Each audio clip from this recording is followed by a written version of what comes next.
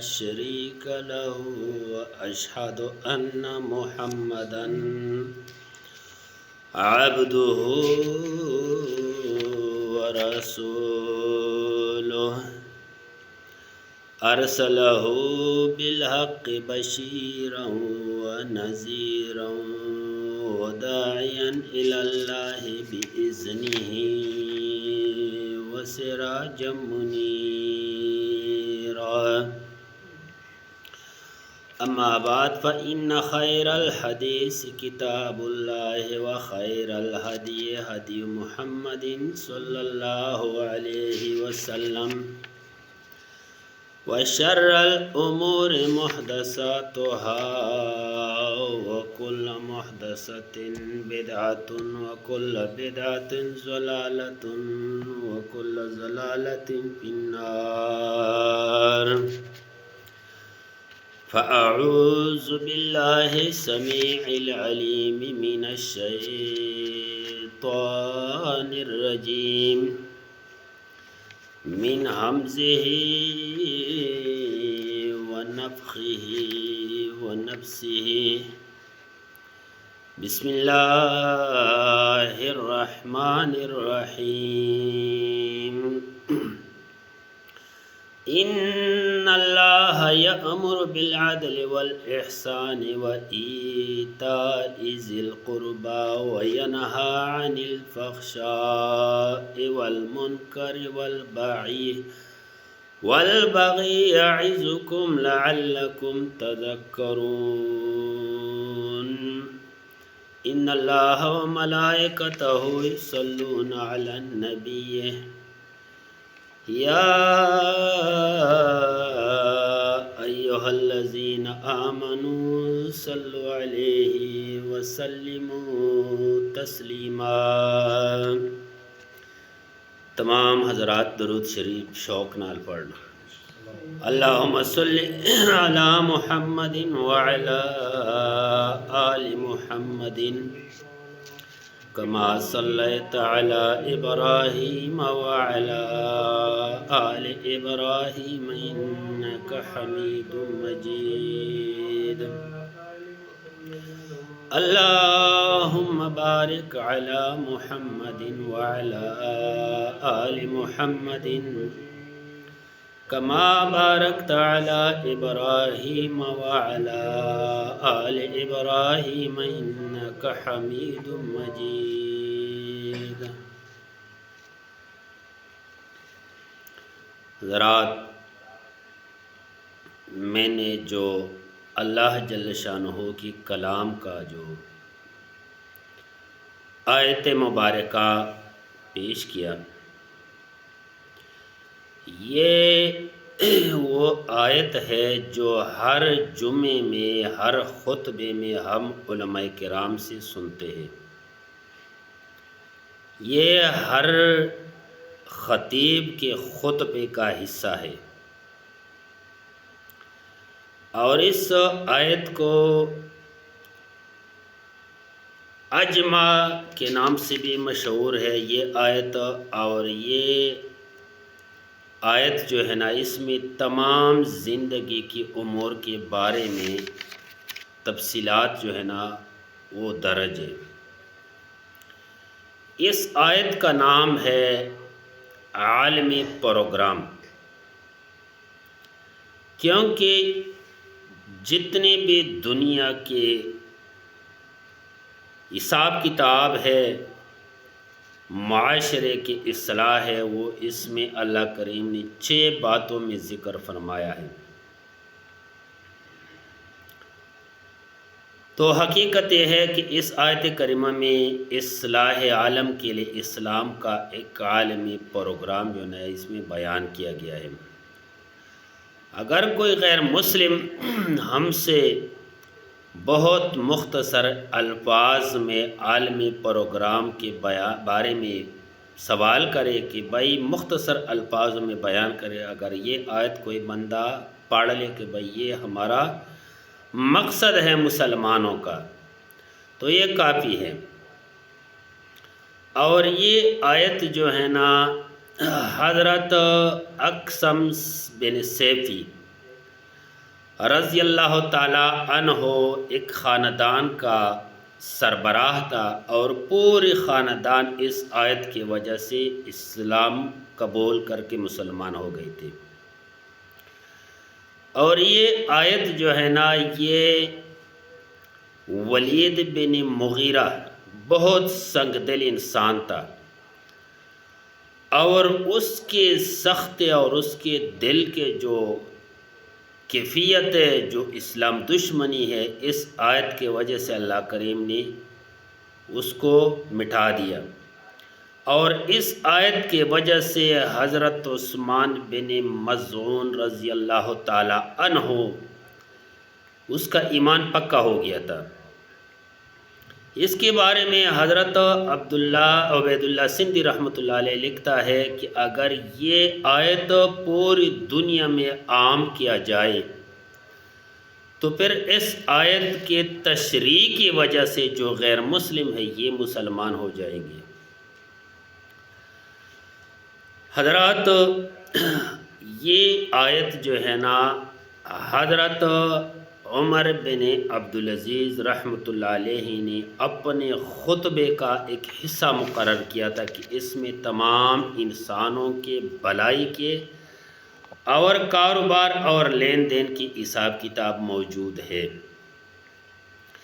تو سب سے پہلے ہم آتے ہیں اقسم بن سیفی رضی اللہ تعالی عنہ۔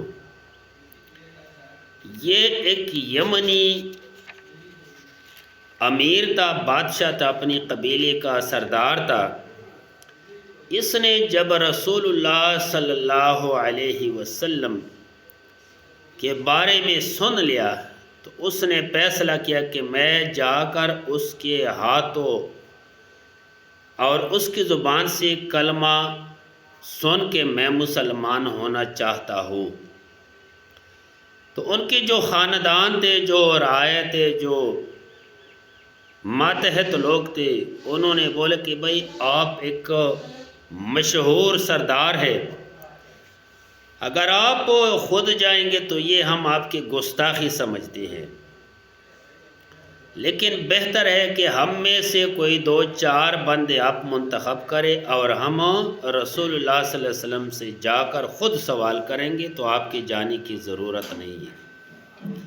تو اس آیت کے مطابق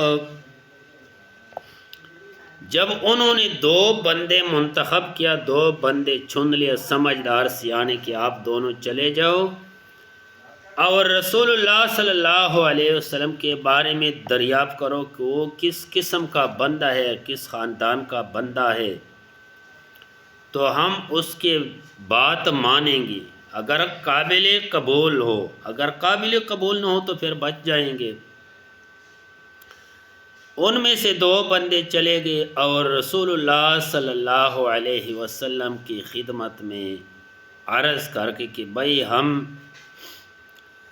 سیپی قبیلے سے آئے ہیں اور اقسم جو ہمارا سردار ہے انہیں ہمیں بھیجے ہیں، ہم آپ سے صرف 2 سوال عرض کرتے ہیں، اگر یہ 2 سوالوں کا جواب آپ دیجئے تو پھر ہم اس کو پیغام پہنچاتے، باقی اس کی مرضی ہے۔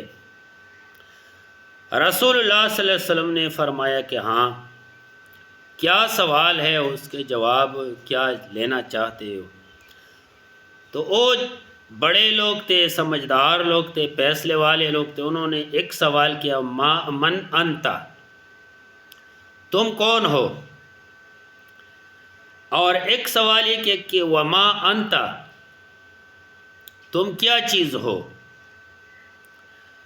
تو رسول اللہ صلی اللہ علیہ وسلم نے اس کو جواب میں من انتا کا جواب دے دیا کہ انا محمد بن عبداللہ صلی اللہ علیہ وسلم، میں محمد صلی اللہ علیہ وسلم عبداللہ کا بیٹا ہوں۔ من انتا کا جواب تو یہ ہو گیا، میں یہ بندہ ہوں۔ باقی جو ہے وہ ما انتا، تم کیا چیز ہو، تو اس کا رسول اللہ صلی اللہ علیہ وسلم نے جواب دے دیا کہ انا عبداللہ و رسول ہوں، میں اللہ کا بندہ اور اللہ کا رسول ہوں، پیغام رسان ہو۔ جو سمجھدار لوگ ہوتے ہیں تو وہ دو باتوں چھوٹے چھوٹے باتوں سے وہ بہت عبرت حاصل کر سکتے ہیں. جو سمجھدار نہ ہو تو اس کو سمجھے ہمارے کہاوت جو ہے نا بھینس کے آگے بیم بجانا ہے. یہ باتیں ان کو بہت پسند آ گئی. پھر انہوں نے لوگوں سے دریافت کیا کہ یہ کس خاندان کا بندہ ہے. اتنے فصیح اور مختصر الفاظوں میں جواب دے دیا. تو لوگوں نے کہا کہ یہ ایک بزرگ اور ایک اچھے خاندان کا بندہ ہے اور یتیم تھا اور ماں باپ پہلے سے وفات پا چکے ہیں اور یہ اچھے خاندان کا بندہ ہے اور انہوں نے نبوت کا دعویٰ کیا ہے. تو یہ بندے واپس آ گئے اور اس نے رسول اللہ صلی اللہ علیہ وسلم سے پھر عرض کیا کہ ہمیں کچھ دے دے کہ ہم وہاں لے جاؤ. تو رسول اللہ صلی اللہ علیہ وسلم نے یہ آیت تلاوت فرمائی ان اللہ یأمر بالعدل والاحسان وایتاء ذی القربى وینہی عن الفحشاء والمنکر والبغی یعظکم لعلکم تذکرون. یہ آیت ان لوگوں کو بہت پسند آ گئی. اس کا ترجمہ یہ ان اللہ یأمر بے شک اللہ تعالیٰ حکم دیتا ہے بالعدل عدل کے ساتھ. اور یہ عدل میں بہت فصاحت ہے بہت زیادہ. والاحسان اور احسان کے ساتھ اللہ حکم دیتا ہے. عدل کا مطلب برابری کرنا انصاف کرنا. تو پھر انصاف کی تفصیل میں میں آگے جاتا ہوں. والاحسان اور اللہ تعالیٰ احسان کا حکم دیتا ہے. اور اس کے علاوہ ایتاء ذی القربى اپنے رشتہ داروں کو دینے کا اللہ تعالیٰ حکم دیتا ہے. تمہارے پاس رشتہ دار کا حق ہے مال ہے دولت ہے عزت ہے جو بھی رشتہ داری ہے صلہ رحمی ہے اس کو دینے کا اللہ نے فرمایا کہ رشتہ دار کو اس کا حق دے دے. او ینہی عن الفحشاء والمنکر اور اللہ کریم نے منع فرمایا ہے فحشاء بے حیائی سے.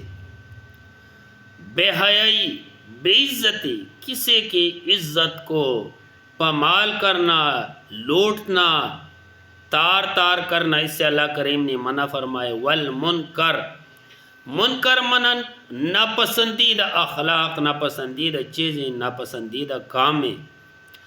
والبغی اور اللہ کریم نے بغی سے بغا مطلب کیا ہے سرکشی.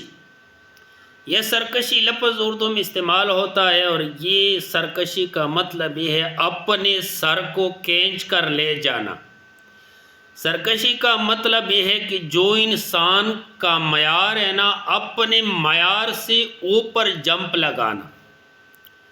مثال کے طور پر آپ 2 فٹ 3 فٹ جمپ لگا سکتے تو آپ بلڈنگ کے اوپر چڑھ گئے تو آپ نے بلڈنگ سے جمپ لگایا تو آپ نے سرکشی کی. تو سرکش یہ عربی میں اس لیے استعمال ہوتا ہے کہ جو بندہ اپنے آپ کو خود کھینچ کر جہنم میں لے جاتا ہے اس کو کہتے ہیں سرکش. تو منکر بغی بغی مند سرکشی. یعظکم اللہ تعالیٰ تمہیں سمجھاتا ہے نصیحت کرتا ہے لعلکم تذکرون تاکہ تم لوگ پند حاصل کرو نصیحت حاصل کرو عبرت حاصل کر سکو. تو یہ بندے چلے گئے حضرت